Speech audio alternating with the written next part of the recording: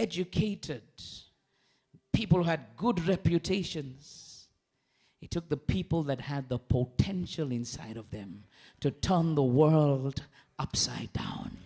Church, we need to go back to looking at people not for who they are, but looking at people for what they carry.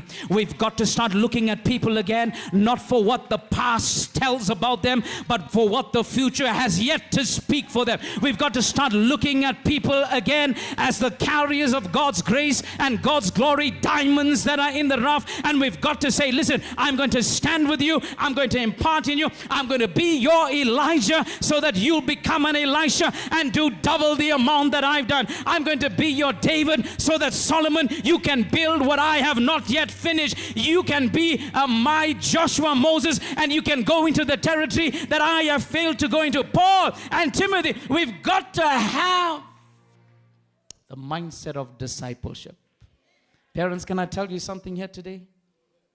You know who your greatest disciples are? Your children.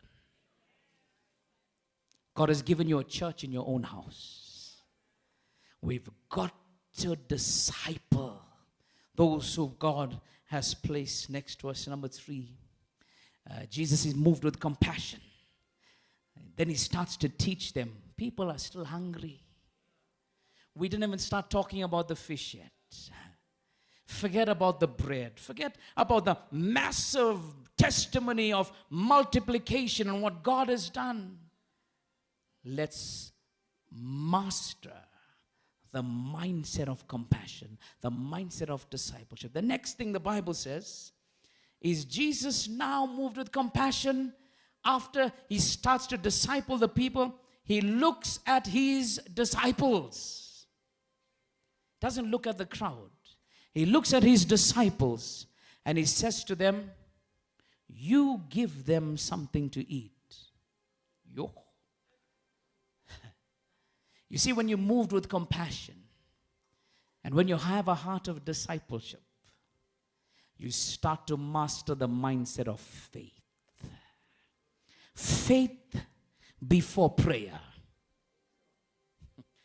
Notice Jesus didn't pray yet. Nothing. No great miracle to talk about yet. He starts to master the mindset of faith. What do we mean? You see, Jesus makes a bold declaration based on what he sees through the eyes of faith.